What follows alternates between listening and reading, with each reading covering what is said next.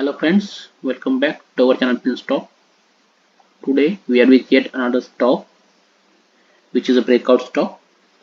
और अगर आप देखते हैं तो ये जो कंपनी है इसका नाम है Gujarat Pipavav port limited.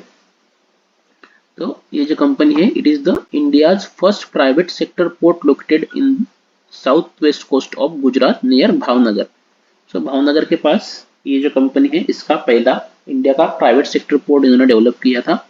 The port is strategically placed on international maritime trade route which connects India with US, Europe, Africa, Middle East on one side and Far East on the other side. So ये जो है ये काफी important trade route पे बना हुआ port है।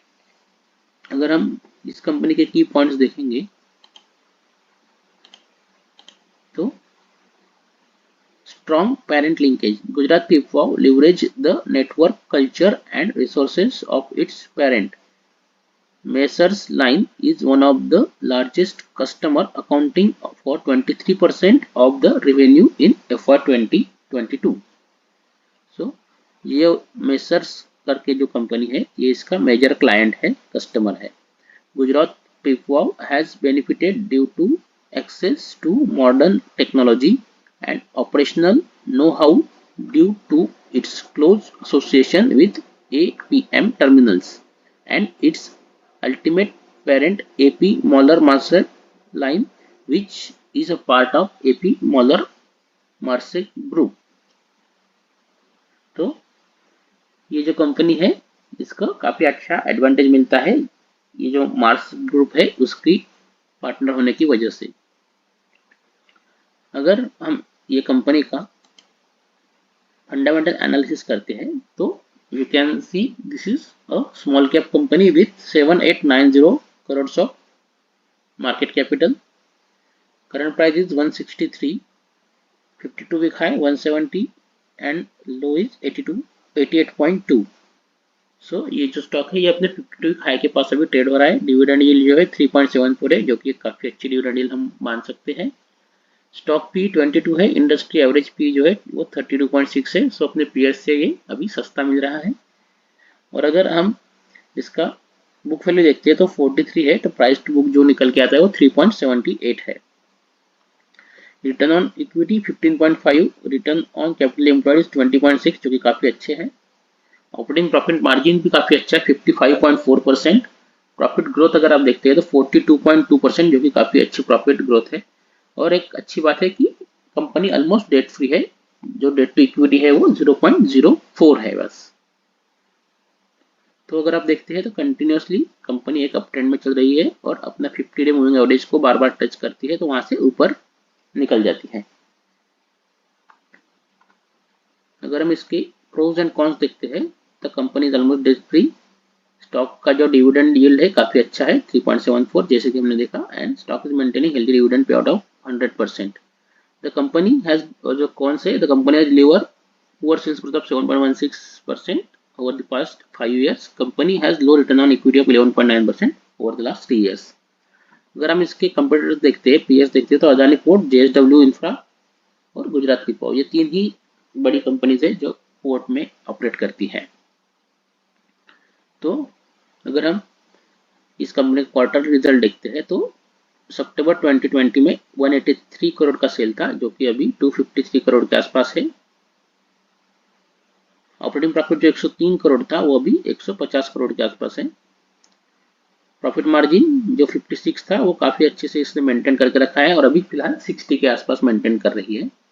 और नेट प्रॉफिट जो 52 था वो ऑलमोस्ट डबल हो गया है, अभी 108 करोड़ है।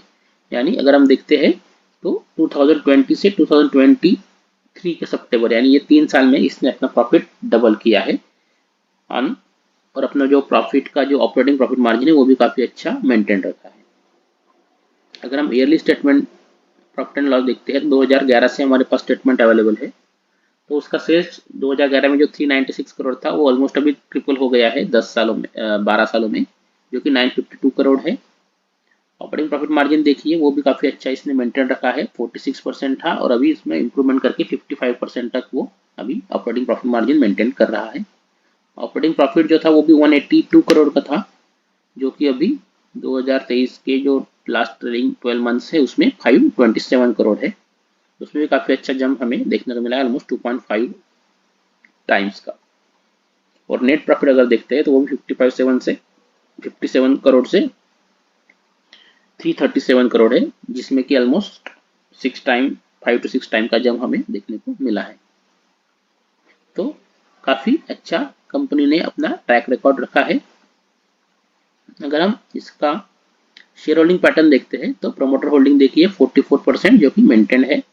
FIIs 21.38 है, उन्होंने थोड़ा डाइल्यूट किया है 19.81 में।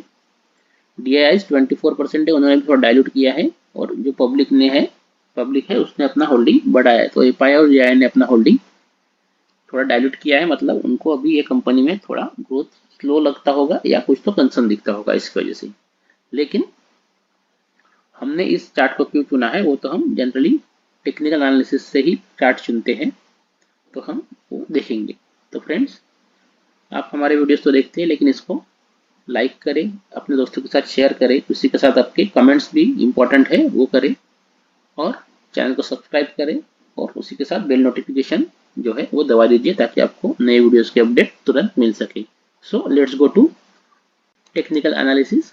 अगर आप देखते हैं तो ये गुजरात पीपवाओ का हमने जो ओपन किया है वो मंथली चार्ट है, और आप देखेंगे कि मंथली चार्ट में ये जो लेवल था 2017 में आया था 163 का, जिसको कि अभी ये स्टॉक है फिर से छूने की कोशिश कर रहा है, और काफी अच्छे वॉल्यूम के साथ ये यहाँ पे छू रहा है इसको, ये लेवल को।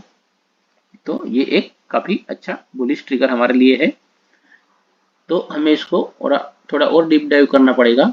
ये जो ब्रेकआउट हम देखेंगे ये ऑलमोस्ट 2017 से अगर हम देखते हैं तो 7 ईयर्स का ये ब्रेकआउट हमें दिखता है। तो जितना लंबा ब्रेकआउट होगा वो उतना अच्छा चांसेस रहते हैं कि वो हमें रिटर्न दे सकेगा।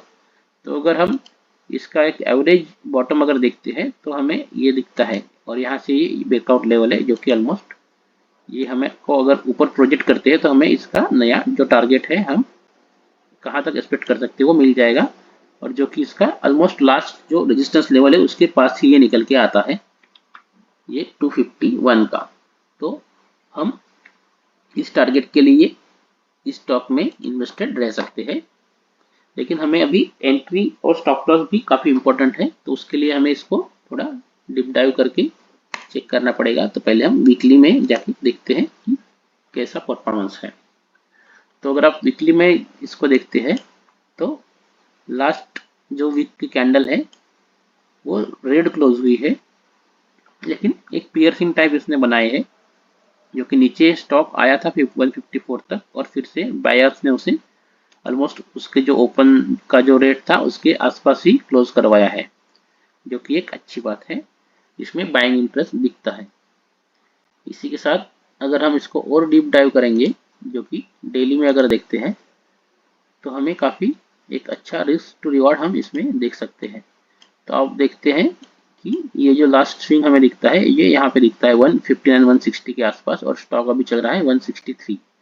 तो हमें अगर इसमें नए बाइंग करनी है तो हमें जो स्टॉप लॉस होगा वो ये जो लेवल है पियर्सिंग आप देखेंगे यहाँ पे बायर एक्टिवेट हुए हैं, देखेंगे तो आप काफ़ी अच्छा यहाँ से ऊपर किया है स्टॉक को। तो यहाँ पे हमें इसके नीचे स्टॉप लॉस रखना होगा, और हमें जब ट्रेड लेना है तो ये देखिए यहाँ पे रेजिस्टेंस बार बार इसने दिखाया है। तो ये जो लेवल है ये 167 का है। तो जब ये 167 168 के ऊपर निकलेगा तब हम इसमें बाइंग इनिशिएट कर सकते हैं with the stop loss of this 154 level. और उसके बाद हमें फिर जो रिस्क टू रिवार्ड हमारा अगर हम देखते हैं तो काफ़ी अच्छा रिस्क टू रिवार्ड हम इसमें पा सकते हैं। अगर आप देखेंगे तो हमारा जो रिस्क है वो ऑलमोस्ट 10% के आसपास का रिस्क है, और उसके अगेंस्ट में रिवार्ड जो है वो 36% निकल के आता है, जो कि पहला टारगेट हमारा है। और 1:3.9 दैट इज 1:4 हमें इसमें रिस्क टू रिवार्ड रेशो दिखता है, जो कि काफ़ी अच्छा रिस्क टू रिवार्ड है। लेकिन हमें स्टॉप लॉस का भी ध्यान रखना है। अगर स्टॉप लॉस आता है तो हमें स्टॉक में बाहर निकल जाना होगा, और अगर फिर से स्टॉक वही लेवल को ब्रेक करता है तो हम री एंट्री कर सकते हैं, लेकिन स्टॉप लॉस काफ़ी इंपॉर्टेंट है, तो इसका ध्यान रखें फ्रेंड्स। और इसी के साथ आपको ये कोई रिकमेंडेशन नहीं है, आप खुद भी स्टॉक को स्टडी करें और फिर आपका डिसीजन लें। Thank you friends.